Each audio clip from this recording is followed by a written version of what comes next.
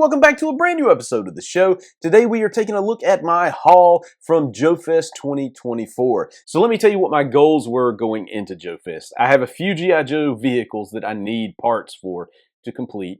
I was looking to complete my vintage superpowers collection, which I still got a long ways to go because I got a lot of figures that I need. There were a few exclusives that I was really interested in, and a few that actually I forgot to pick up because I just got so busy. There was so much to do. I should have gone Sunday so I could, keep some of this stuff in my mind. And I wanted to meet Pixel Dan and Dan Larson, and I did that. So we're going to start off with what I got Friday night. Now, the show floor was only open 2 hours because it's preview night from 6 to 8.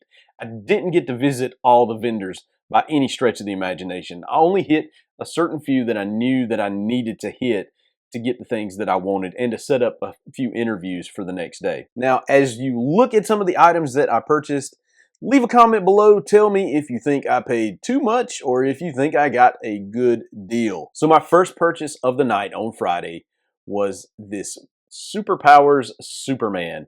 Now, this Superman, he's not in like the greatest condition. He does have some paint issues on the head, on the boots, but the cape on him is super minty. That is an awesome original vintage cape. The vendor had 45 on him and he ended up selling him to me for 35. I didn't even try to talk him down. I guess he was ready to move some stuff. I think I might have been his first sale of the evening, but I'm super glad to have this Superman because I've been missing him for quite some time. I can always upgrade later on, but at least I got the fantastic looking cape. So next I hit up the Big Bad Toy Store booth because I wanted to get my hands on the exclusive Operation Monster Force figures that they had. Now, none of these have hit yet, right? Series 1 still on the waters, waiting to come in. From what I've been told, they're on the water. August 1st, first week of August, you should start seeing some of those first series figures drop. But the exclusives they had were the Forgotten King in this blue translucent plastic. I love that, man. That's too awesome not to pick up. I mean, really, look at that blue translucent. Everybody loves blue translucent plastic. Now, I haven't pulled him out of the pack yet, but he was $40. Yeah, that's quite a bit. The next guy I picked up was this Dracula figure from Operation Monster Force. Again, red translucent as opposed to the blue from the other guy. Again, 40 bucks, but after taking him out and playing around with him, you are going to be pleasantly surprised with Operation Monster Force once it starts hitting. These are absolutely great figures. Now, that was the extent of my purchases for Friday night. Now, there were a few booths that I did go to, and I saw some Superpowers figures that I really wanted, but I held off. I was like, I haven't seen the whole show floor. Do I get them now? Do I, maybe miss out on the opportunity because I was going to wait and see if I got a better deal somewhere else? And I rolled the dice. Sure enough, Saturday morning when I got in there, I did get an early bird entry. The figures were still there. But really the first thing that I did pick up was I stopped by Dan Larson's booth and picked up his custom Gylos figure. This is based on the Toy Galaxy logo. You can see it's awesome. I can't wait to take this one out of the pack. He also comes with a bunch of accessories so you can really swap parts out, make him look kind of like the way you want him to look. I do have another figure that uses the Gylos system, and it was another JoeFest exclusive from maybe 2021 or something. But awesome figure, awesome meeting Dan Larson. He's a really nice guy. If you have the opportunity to meet him, check him out. So next up, I went to the Spiro Toys booth because I really wanted to add to my Animal Warriors of the Kingdom toys because I only have 2, and those 2 were amazing figures. Believe me, folks, if you have not purchased any of these figures, they are awesome. When I went there, they gave me this awesome weapon, this hammer staff thingy. I don't even know what you call it, but it's heavy as all get out. And it's a really cool accessory for any of your figures. But Spiro was having all kinds of deals. Like you spend $50, you get a poster. If you spend $100, you get a poster and a free box of heads. And it just kept going. But my first trip there, and I did make 2 trips there on Saturday. But my first trip, this is what I purchased. I purchased Kali and his Conquest armor. Now this is the main baddie from what I can tell of reading the first comic. This is the main baddie for the toy line. Awesome looking ape. I believe these run about $35 $35. I believe that's what they had on these. Don't quote me on that. It's either 35 or 36. I also picked up the Core Dune. Again, same price, 36, 35, something, that ballpark right there. Another awesome looking cat figure. Man, I can't sing praises for this line enough. And then I got this Lexion figure, another awesome Animal Warriors of the Kingdom figure. Now, since I hit that $100 price point, they gave me this box of heads. As you can see, I chose this one, trying to get it out of the glare of the light. I chose this box because it had like all cat looking heads, and most of the figures that I bought that first round were cats. Also with that, I got this awesome poster of, this is the main good guy in the group, and it's just a fantastic looking poster. It came free with the purchase, so kudos to me. So at this time, I decided to go hit up the vendor that had the Superpowers figures that I wanted, and well, I bought some figures. So first up is Calabac. No, he does not come with his mace, but this is a pretty nice version of Calabac. No scratches, no paint scuffs. I mean, he's pretty decent condition. So I couldn't pass him up. They had 30 on this guy, and come on, I couldn't pass him up for $30, and I didn't have him, so now I just have to hunt down the mace for this figure. Then I picked up Mantis. He was 20, I believe. He does have some some paint scuffs on his feet and a little on his face, but again, he was only 20. I don't have him, so I had to add him to the Superpowers collection. And then I picked up this Robin. I don't have Robin, but now I do, and I'm glad I picked him up. He doesn't have his cape. I'll have to find a cape, or I'll do the Cape Master thing at some point.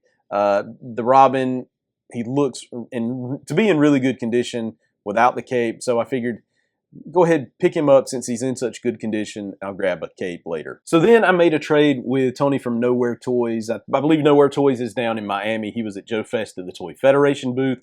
I brought some 90s Ewok droid promotional stuff for when they released it on VHS. I had some of that. So we made a little trade, a little cash, and I also picked up a pretty minty Superpowers Penguin.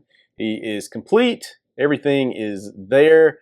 And you just can't, you don't find them with everything there all that often. So I had to add him to the pile of loot there that I got from JoeFest as well. So then I stopped at another vendor and picked up a few parts to complete my Cobra Wolf. Lots of little pieces here, 3. So I spent about $10 to complete my Cobra Wolf, and I couldn't be happier. Now, the other thing that I have that I don't have in front of me is one missile for the Triple T tank. That was all I was needing, and I've already put it on the Triple T, and he's on the shelf somewhere, so I'm not going to show you that, but it was only $1. Next up was this Batman.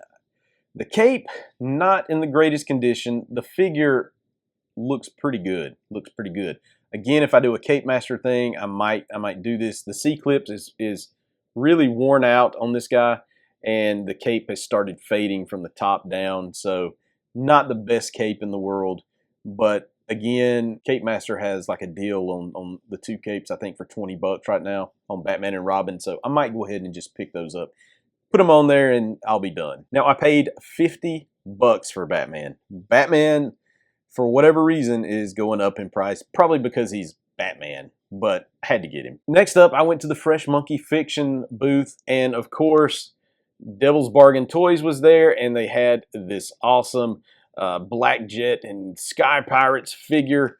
And I also, by purchasing one of these, I was entered into the Bullet Man giveaway. He found one Bullet Man from last year's JoeFest, exclusive JoeFest. That figure goes for over $200 online. Apparently, I didn't win because I didn't get a call today, but that would have been awesome if I did. But still, that is an awesome 3 3/4 inch figure. I can't wait to open. So I picked up a couple of newer Superpowers figures. I picked up the Flashpoint Batman. Of course, this was $9.99. So I didn't paid retail for it, just minus the tax on it. And I picked up this Gold Flash. I paid a little more for this. I paid $20 for it, but he's a little bit harder to find. At least he is in my area. So I was like, okay, I'll pay an extra $10 just to get this guy. So next up, I went back to the Spiro Toys booth to buy some more figures. So first up was the PowerCon Tanger figure. I paid $60 for him. I think that's a little bit lower than what he's normally going for. So I think I got a pretty decent deal on this guy. So then I picked up the main hero of the whole thing, Pale, in his adventure armor. Really cool character. And again, I can't express enough how cool these Animal Warriors of the Kingdom figures are. I then picked up an Onyx. He is pretty much a Build-A-Figure. He doesn't come with any armor. He just comes with a couple of extra sets of hands, and you buy the weapon sets and armor to put on him. And I believe he was $24, I believe. And again, since I went over that $100 price point, I got another set of heads. This time I got the ape or monkey set of heads. It's free, so you can't beat it. I got another set of heads. And I got another print, already framed, ready to go on the wall. Of course, it didn't come framed, but I went ahead and framed them when I got home. Another cool piece of Animal Warrior of the Kingdom paraphernalia. And finally, I went to Pixel Dan's booth, and I got this awesome autograph from Pixel Dan. Now, if you know, Pixel Dan wrote this book. If you're a Masters of the Universe fan, definitely it's huge. It weighs this thing probably weighs 15 pounds. It is an awesome book, and I was just glad that I got to meet Pixel Dan and got him to autograph this book, which is pretty awesome. Pretty awesome. So all in all, if I totaled everything up correctly, I spent about $558. Don't tell my wife. So that's it. That is my haul. I spent way more money than I normally do at JoeFest, but you live and learn, and I think next year I will save up even more. There's so many cool things there. I was really hoping to spend a lot of money, or not a lot, but try to get the Superpower Cyborg loose and complete, but there was only one that I saw on the show floor. He was still on card, and he was not an American release. It was a South American release. I can't remember. I can't remember what country it was, but I didn't want that one. I want the American release. So what do you think of my toy haul? Did I overpay on some things? Did I underpay? Let me know in the comments. Please hit that like button, that subscribe button. I sure would appreciate it. And as always, God bless.